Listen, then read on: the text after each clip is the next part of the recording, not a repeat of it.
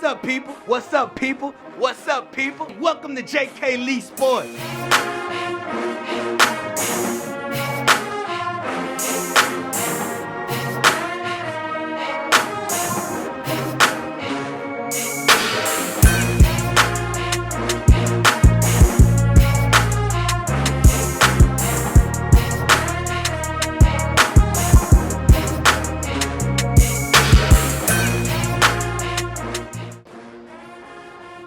Hey, yo, what's up, people?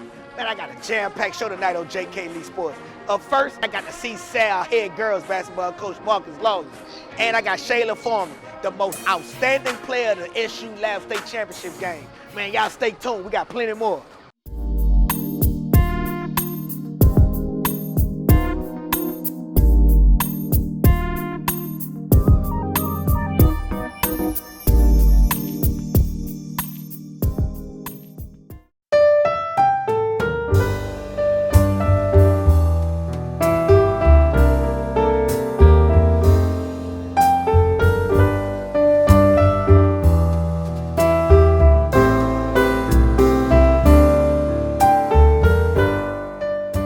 Hey, look, welcome back to JK Lee Sportz. Man, we're still kicking it at 4530 South Sherwood Forest Boulevard, having a good time at quarters. I got a lot of interviews this week. I'm having too much fun. Man, it's Fat Tuesday in the city. I'm enjoying it, man. Look, my next guest on the show is the parish state champion, the head coach of the CSAL Girls, Coach Marcus Lollis. Man, what's going on? What's up, bro? Big chillin', man. All that. Big chillin'. Yeah. So look, man, the weird thing about you is that you win the state championship every year at the middle school girls area, that area. Right. You started at Southeastern. Right. Talk about the runs you had at Southeastern and the girls that you coach so the audience can understand you cut like that with them girls. So let them know, man. Well, I'm gonna keep it 100, man. I started off with Coach Allen, man. R.I.P. to him, man. Yeah. He was a big influence on me coaching girls basketball or whatnot. I mean, I was doing the football thing, and man, he was invested in me helping him coach, man. And I coached him for some couple years, and we had great groups like Lexus Bradley, that's at Southeastern, Kyra Wren, that's at UL.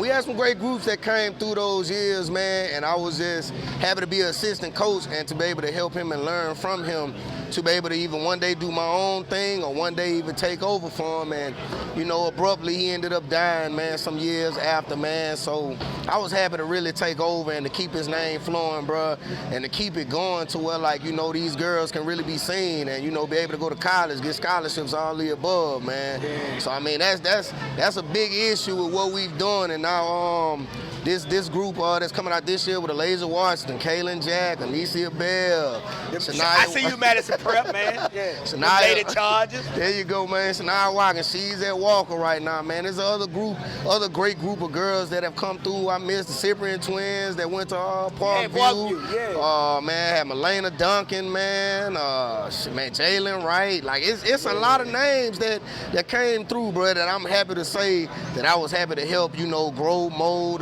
however need be, bro. Well, and you know, you built the program at Southeastern. Yes, sir. And you know, my show's a little different. We got to tell the truth on my show. What went into the reasoning of you leaving Southeastern and heading to CSAL? Now, you know, God bless it. You know, it was a blessing. Right. But what went into that? Well, man, we had a couple of issues. I was at Southeast for 10 years, man. You know, put in a lot of hard. How many city championships? Well, we won from 14 to 20, so it was like as a matter of fact, we actually lost one year. I was assistant coach. That was my second year as assistant coach, man. It was to Ivan, Kira, Brittany, all them girls, man. Ivan with the Liberty, all them, man. We lost that one year, and the year after that was the year I took over. So we won like 6 out of 7. How did you end up at CSAL, and who brought you to CSAL, and how did that whole saga take place? Well, after I so heartily left the great group of Shaila Foreman, Amaza Price, Whitney Hart, Gabrielle Lathers, you know, man, it was hard. I see you with dog. Liberty, Gabby, man. I mean, at McKinley right now doing great.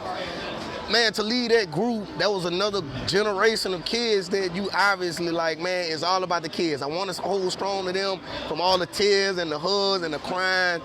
I mean, man, I still had to leave Southeast on my own. Well, and that's the thing. People don't understand that they don't get how leaving Southeastern affected you on a, No, it did. At a mental, mentally. Yeah. And me and you talked while that situation was going on. Right. And I was like, well, damn, that don't make no sense. Right, I'm and loyal. I can see the hurt, the hurt in your eyes. Yeah. So who called you and who directed you to CSAL? How did that happen? Well, after I left Southeast, man, I ended up teaching Algebra 1 at Thrive, man. And right. And CSAL ended up like around the beginning of the school year. Their actual coach at the time, and she was also the 8th grade math teacher there, Miss Williams. She ended up, taking a job, elsewhere. Okay. So I mean, I ended up getting a call, basically saying, look, we have math position open. We know you teach math. We have head girls coach position open, man. If you want to be assistant for football, that's fine, because we already had a head coach at that time. I'm like, man, that was a great opportunity. You know what I'm saying? It just opened up for me. The Lord opened up doors, man. That, hey, I didn't know it was gonna come open, but it came open at the right time. At the right time. I was on the internet and I saw y'all won a game 53-0 this season. First of all, stop pressing them people. I don't do it all the time. Stop pressing them people. Them people can't break the press. But look, this is the crazy part I want everybody to understand. He was being nice to y'all. It could have been 153-0. So talk about some of the great players you have. I know Brook Smith is one of them. Yeah, definitely, man. So talk about Brook Smith and some of the other stars you have. Man, she's a high-profile 7th grader, man, that I know, man, should have some D1 scholarship offers, man, coming. Well, I won't interrupt you, but her brother is Rayvon Smith, the star guard for the Schuylerville Hornets.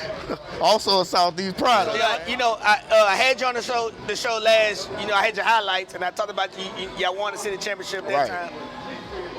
Do you ever get tired of winning?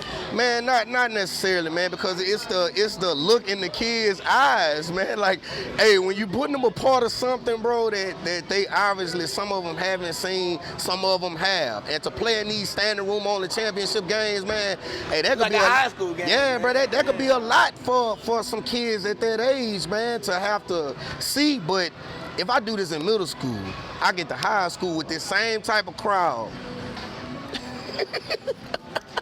Let's get to high school. Gotcha. So what do we have to do to get Marcus Lollis to be a head coach on a high school girls basketball coach at that level? What do we have to do? Because I'm tired of talking about it. It's starting to actually get on my nerves. So man, what we got to do, man? It's been a great run for what I'm doing, and I mean, like whatever comes to, I mean, I'm willing to sit, I'm willing to talk, I'm willing to listen.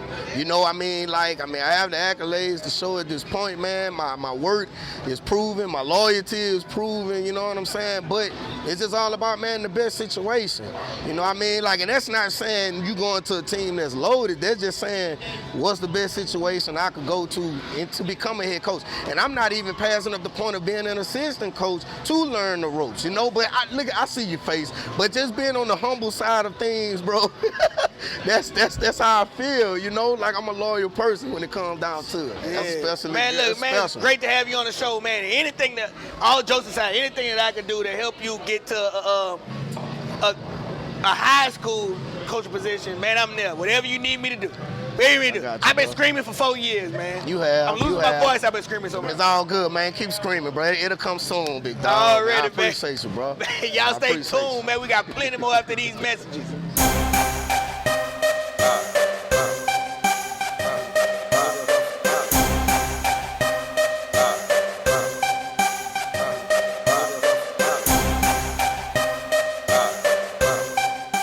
Welcome back to JK and Lee Sportz. It's your favorite sports reporter, Chris Barber, aka Barbershots, and once again I'm back on the scene covering all the local high school sports in the 225. This week, I got a chance to catch some boys playoff action, starting with a Class 3A matchup between the number 1 seed Madison Prep Chargers and the 16 seed King Charter Jaguars out of New Orleans. Early on, both teams struggled to find their rhythm on the offensive end. The Jaguars made it clear early that they would not let Percy Daniels become a factor, doubling and triple teaming him. Madison Prep responded by forcing turnovers on defense, which led to easy buckets as the Chargers took a 17-11 lead. But midway through the second quarter, King Charter clawed their way back to take a 22-21 lead. However, Madison Prep went on a 14-4 run to close out the second quarter, led by Jay Stephen, who scored 9 points in the quarter to give his team a 35-26 halftime lead. King's Charter guard Durance Allen was impressive, scoring a team-high 20 points to keep the Jaguars in the game. But Madison Prep showed why they're the top seed and ran away with this one in the second half. Des Perkins finished with a team-high 20 points, Jace Delpron added 19, and Jalen Williams scored 10 as the Chargers cruised to a 72-57 victory. Shout out to Coach Jones and the Chargers for advancing. Next up, I had to take a trip across the river to the Pell's Nest to catch the Port Island Pelicans as they hosted the Doyle Tigers. In the first half, it seemed like both teams were filling each other out as neither team was able to separate themselves, resulting in a 13-13 tie to end the first quarter. Frank Samuel scored 8 points as the Pelicans took a 22-21 halftime lead. The Pels tightened the reins defensively as Jordan Brooks and Aries Lewis asserted themselves inside, making it tough for the Tigers to score. And Isaiah Howard's on-ball pressure kept Dawes ball handlers in check. Port Island guard Elliot McQueen scored a game-high 16 points, and Frank Samuel added 15. Isaiah Howard added 9 points as the Pels got the win by a final score of 65-38. Well, that's it for this week. Be sure to follow me on Instagram at Barbershots and on Facebook at Barbershots Photography. Also, make sure to keep tuning in to JK and Lee Sportz. We'll be right back after these messages. Phoenix Air Spa provides its customers with a soothing environment,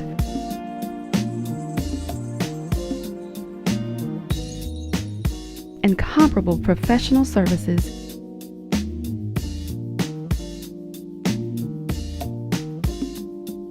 and extraordinary results. Relax, recharge, and re-emerge anew at Phoenix Air Spa, always aesthetically you. Man, look, welcome back to JK Lee Sportz. Look, I gotta stand up. I gotta stand up and introduce. I know I ain't that tall. I feel y'all laugh. It ain't that funny. But I had to stand up for this one. My next guest is the most outstanding player of the Division IV state championship game, Miss Shaila Foreman. How you doing? Good. Boy, y'all made my nerves bad in the semifinal. The championship game was too easy, so we gonna go back. You guys finished your first junior varsity season. Were you excited after you guys finished the inaugural season of the SU Lab Girls Basketball program was in 2021? I mean, it was like a good feeling to start playing on the high school level in 8th grade. But, you know, I wanted to go play varsity. I wanted the, you know, the real pressure. I wanted what they was talking about. I wanted to go to state. But, you know, we did this year. You guys get the 5th seed in the playoffs, and people call the OCS game an upset.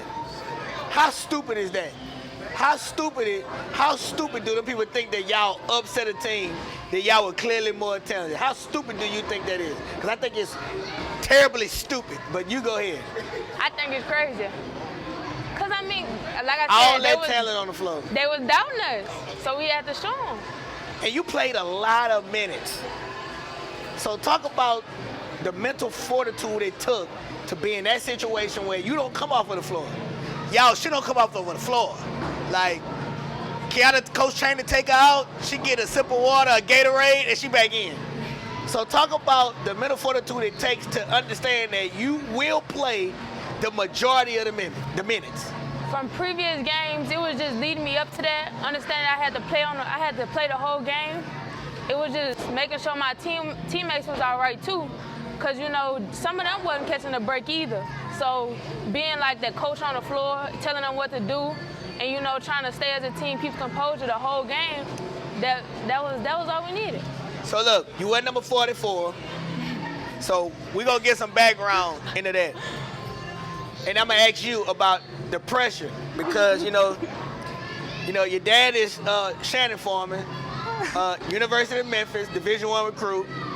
Your older brother is Shannon Foreman, Arizona State University, Division I recruit, all conference.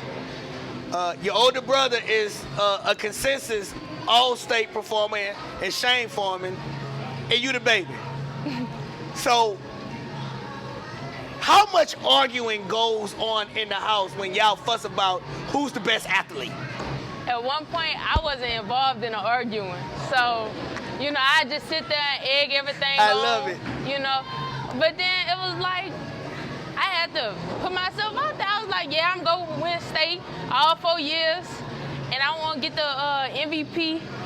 And they was like, you know, looking at me like crazy. But it wasn't about the pressure that they had on. It wasn't about pressure that they had for me to win. It was about the pressure I had for myself to win. And, you know, I've been knowing your dad, man, my entire life. And every time I've seen him, right, I've never seen him gleam with so much pride. Shout out to Shane, shout out to Shannon. The pride was there. Like the state championship game, the pride, he was standing there. Talk about getting this Division IV Outstanding Player Award. Talk about getting that award, man, the state championship game. It felt good. It was like, you know, I had a list of goals that I want to do, and it was one of them that was on my list. So what are your goals for the offseason? You know, it's a lot of them. It's a lot. Hey, man, take your time, man. We got all day. My goals for the offseason, I want to get at least one offer. You know, I want some schools to actually look at me, communicate with some schools. I know that I'm young, but still, you know. It's not an excuse, though. It should be recruiting you. So I want you to look in the camera and you tell the big schools, hey, Auntie Kim. Hey, Auntie Kim, this is for you right here. Look in the camera and tell the big schools why they should recruit Shaila Foreman. I think y'all should recruit me because, you know, I got the height. I'm able to dribble. She got the height. All right, go ahead. I'm very versatile on the court. I could do a little bit of everything. I mean, it could high IQ. Yes. A high IQ. Well, look, I'm glad you came on the show, man. Your mama been giving me a hard time, talking about she gonna take my Southern Lab card. Like, yeah. That's possible. You know, you wasn't at too many of the games, you know. I can't be everywhere. If I ain't there, Mad Game there. Shout out to Mad Game, because we got footage. So shout out to Mad Game. Appreciate you for coming on. Thank you.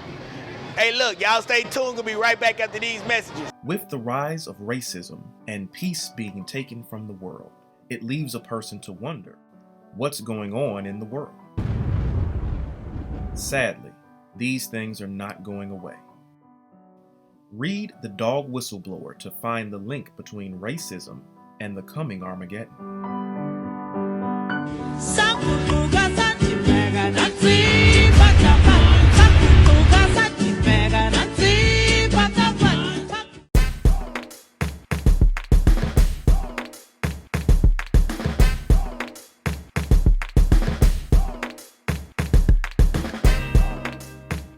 Welcome back to JK Lee Sportz.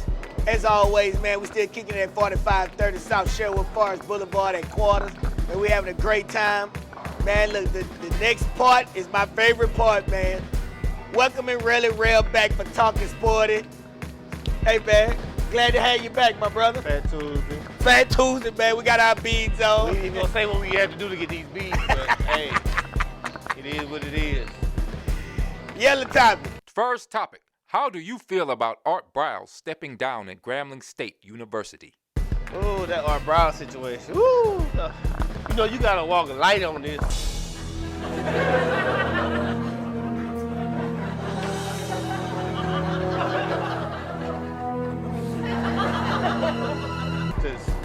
Like you. Wait. Why we gotta walk light?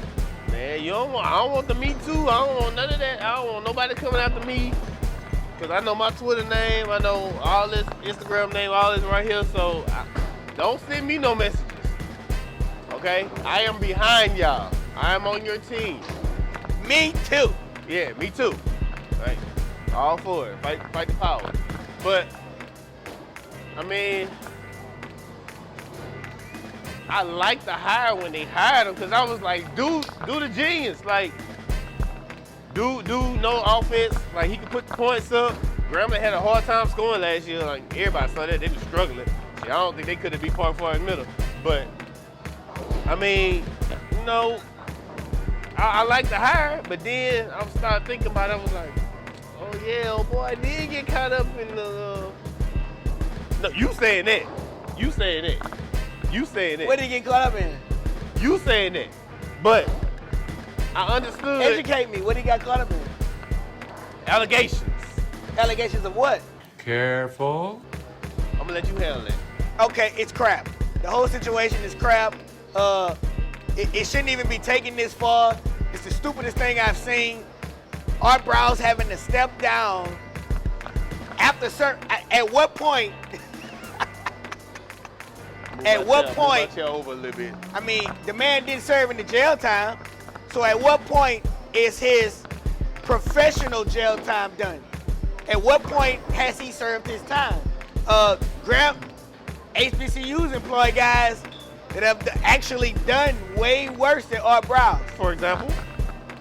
You want to do this? Way worse? You want to do this with me? Way worse. Some men have a proclivity.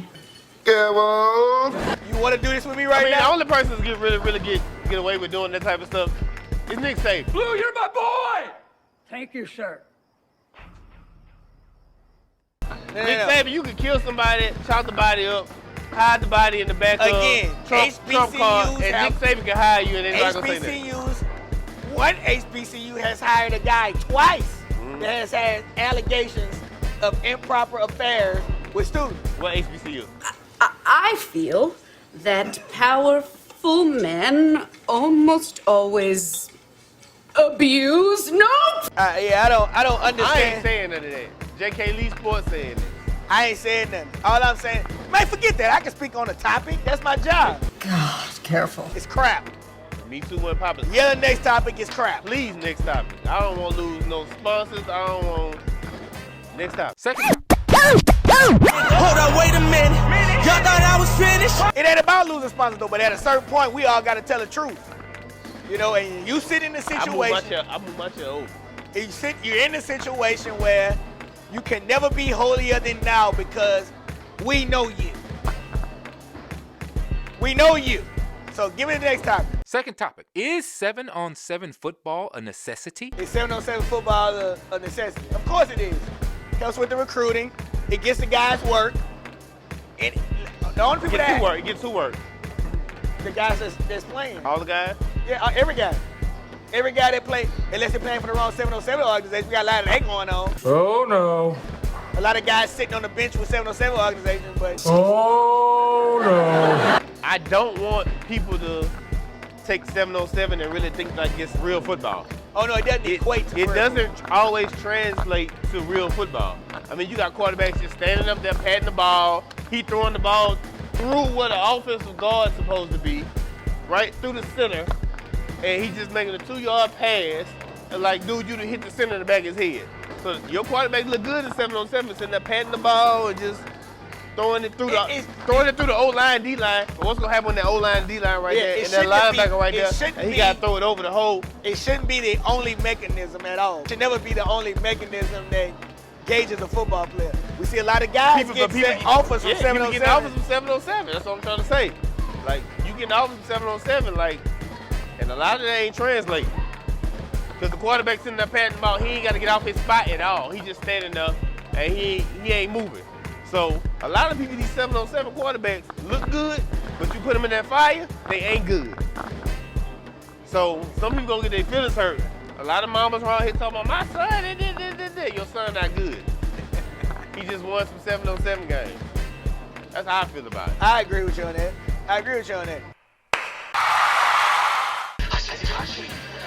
Give me the last topic. Third topic. Who is the best high school basketball team that you have ever seen with your own eyes? Ooh.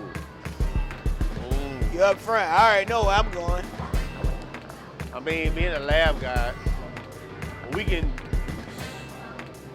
put like 3 or 4 lab teams in there and just roll with it. And I can pick one, you can pick one, they can pick one, and just roll with it. So I'm gonna throw a curveball in there. Because to say the best I've seen my own eyes. I'm gonna say, what was it, 97, 96, 97, Glen Oaks team. Marcus Kemp, Lester Earl, Corey Powell. Tony Cole. Tony Cole's on that thing. I think he's like a freshman. He ain't started, but he's a freshman. He made the jump shot. Yeah, he made the jump shot. That free throws. So I saw them dudes come out the hole like every game and just blow people out. With the press, Harvey Andrew with the press. Shout out Coach Andrew with the, man, that press they put on everybody, like, that was ridiculous. That Glen Oaks team was unreal. That's when everybody wanted to go to Glen Oaks. Everybody wanted to play for Glen Oaks. The best team I seen play, and with my own eyes, it's kind of crazy because I was being messy on social media and didn't pick them as the best team. It was the 2000 SU Lab team that ranked number 16 in the country. Who's starting? Nick Anderson, Traven Scott, Vic Smith, Lord. Yeah. Victor Tava, I'm sorry. Victor Tava. You're forgetting Swagoo. Marcus Spears, shout out Big Swagoo. 2007 Lab team would have beat the hell out of them. Oh God, oh God, oh God. Beat the hell out of them? Are you crazy?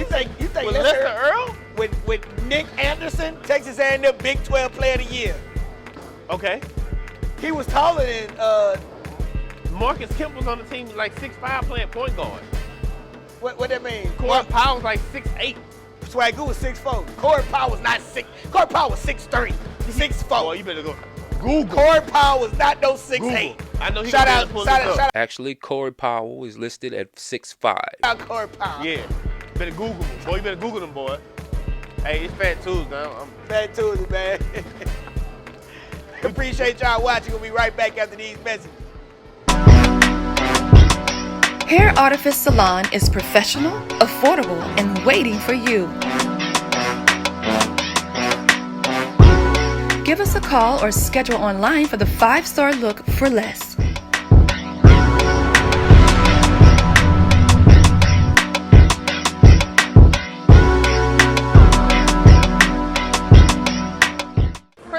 Flowers, head girls basketball coach at McKinley High School. Crystal Huggins is the coach of the year in the Baton Rouge area. I'm rocking with JK Lee Sportz all the way. I'm in the South throwing the fours up, but I'm Lab fam for life.